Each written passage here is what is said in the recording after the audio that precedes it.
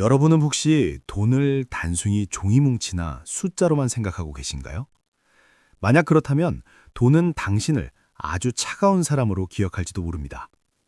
부자들은 돈을 살아있는 생명체, 즉 인격체로 대합니다. 오늘 우리는 돈의 마음을 얻어 스스로 당신을 찾아오게 만드는 놀라운 심리학적 대화 기술에 대해 이야기해 보려 합니다. 돈이 당신의 곁에 머물고 싶게 만드는 비결은 무엇일까요? 먼저 두 사람의 상반된 일상을 한번 들여다보겠습니다. 직장인 A씨는 월급날이 되면 친구들에게 이렇게 말하곤 합니다. 야, 이 쥐꼬리만한 월급이 또 들어왔다가 순식간에 사라지겠네.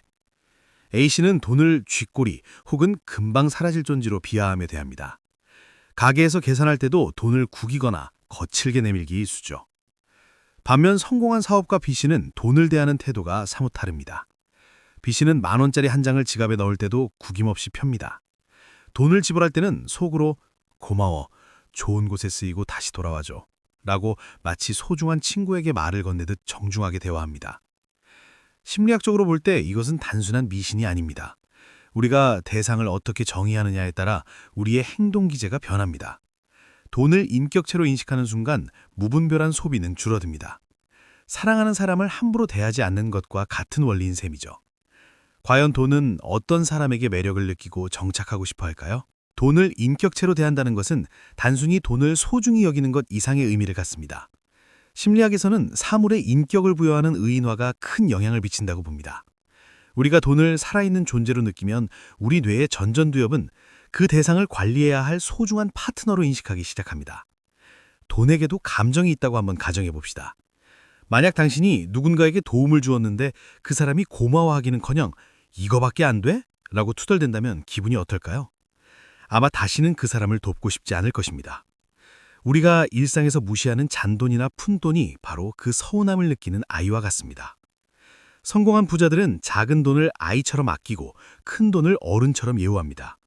돈은 끼리끼리 모이는 습성이 있습니다. 작은 돈들이 당신의 지갑 안에서 대우받고 행복해할 때 그들은 자신의 친구인 큰 돈들을 당신에게로 불러 모읍니다.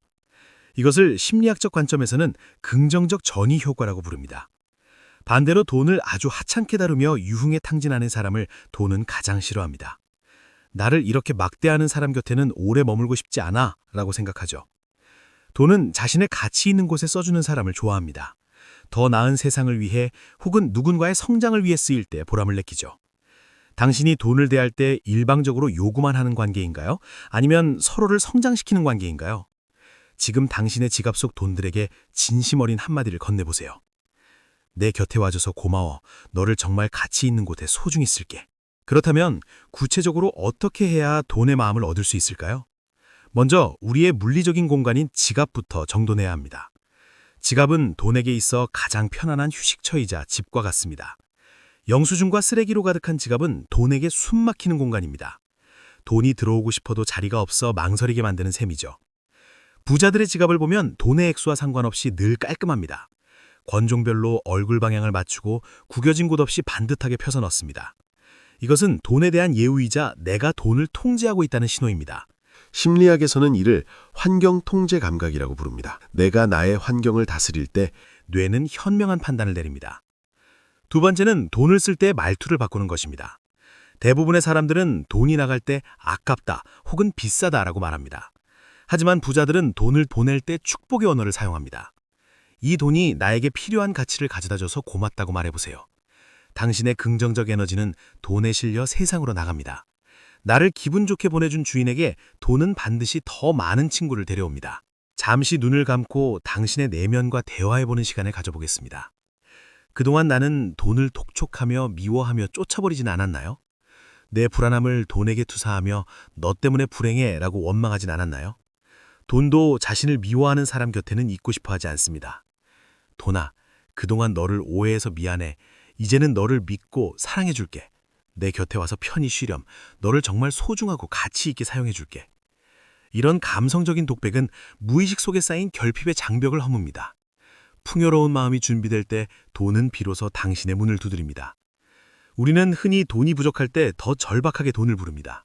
하지만 절박함 속에 숨겨진 결핍의 언어는 돈을 더 멀리 쫓아냅니다. 심리학자 엘다 샤피르에 따르면 인간은 부족함을 느낄 때 지적 능력이 저하됩니다. 이 상태를 터널링 현상이라고 부르는데 오직 부족함에만 매몰되는 것이죠. 돈이 없어서 죽겠어 라는 말은 돈에게 협박처럼 들릴 뿐입니다. 상대방이 나를 오직 도구로만 볼 때 우리는 도망치고 싶어집니다. 돈 역시 마찬가지입니다. 당신이 돈을 생존을 위한 볼모로만 여긴다면 돈은 당신과의 대화를 거부하고 다른 풍요로운 곳으로 떠나버립니다. 이제는 결핍의 언어를 풍요의 언어로 바꿀 기술이 필요합니다. 돈에게 명확한 목적지를 정해주고 그 가치를 인정해주는 대화법입니다. 부자들은 돈을 보낼 때 그냥 보내지 않습니다. 너는 가서 나에게 맛있는 식사가 되어줄 거야. 고맙다. 라고 말하거나 너는 누군가의 정성 어린 상품이 되어 그 가족을 먹여 살리겠지. 라고 축복합니다. 이것은 뇌과학적으로 보상회로를 자극하는 행위입니다. 돈이 나가는 고통보다 돈이 만드는 가치의 즐거움을 더 크게 인식하게 하죠. 돈을 인격체로 대하며 그가 하는 일에 의미를 부여해보세요. 돈이라는 인격체 역시 자신을 가장 가치 있게 써주는 주인 곁에 머뭅니다. 그들이 다시 돌아올 때 친구들을 데리고 올 수 있도록 멋진 작별 인사를 건네보세요. 돈은 차가운 금속이나 종이가 아니라 당신의 감정을 먹고 사는 생명체입니다. 당신이 돈을 존중하고 사랑할 때 돈은 당신의 삶에 뿌리를 내립니다. 부를 끌어당기는 것은 엄청난 행운이나 특별한 재능이 아닙니다. 오늘부터 실천할 수 있는 아주 사소하고 다정한 말 습관에서 시작됩니다. 지갑을 열어 돈에게 따뜻한 인사를 건네고 그들의 가치를 인정해 주세요.